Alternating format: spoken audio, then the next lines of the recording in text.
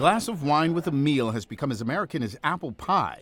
800 million gallons of wine are produced yearly in the U.S., according to the Department of Agriculture, and 1 in 3 of us drink regularly. Wine is big business, and commercially produced wines have a lot of additives. Additives that nutritionists like Kristen Coffield and allergists like Dr. Talal Insuli say can cause reactions. We are seeing more and more patients coming to see us with some type of adverse effect to wine.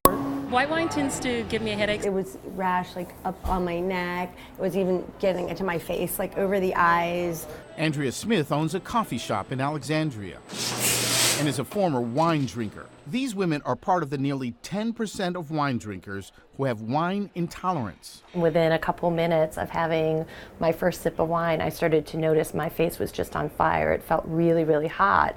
So I went to the washroom, I looked, my face was just, from my neck on up, was just red. But why do so many of us get this type of reaction? The answer lies in the juice and what you don't know that can hurt you. Grapes are on the Environmental Working Group's Dirty Dozen list. That means that they are grown with more chemical pesticides, fertilizers, and fungicides than any other produce. Federal law allows wineries to add up to 250 chemicals in the winemaking process.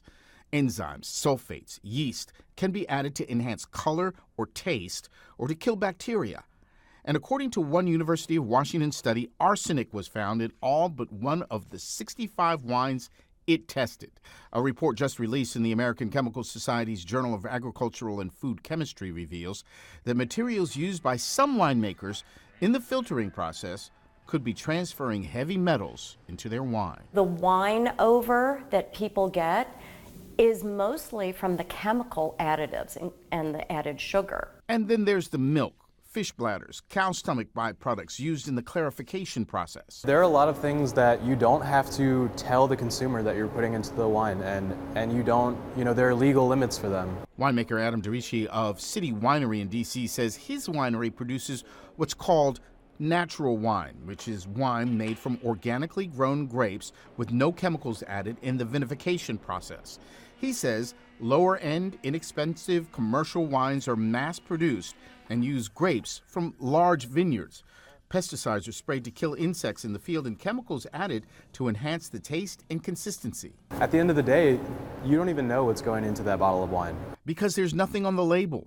No list of ingredients or nutrients like what's required on most all foods and beverages. That's because the government agency that regulates food and most beverages is the FDA.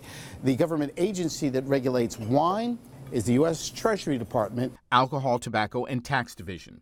And allergists like Dr. Talal Insuli say all consumers, especially those with allergies, need to know what's in what they drink. We have to be careful with the wine industry to be limited in terms of the amount of preservatives that are added to the wine. If not, doctors will continue to see what he says is an alarming rise in the number of patients with adverse reactions. I'm Horace Holmes, ABC 7 News.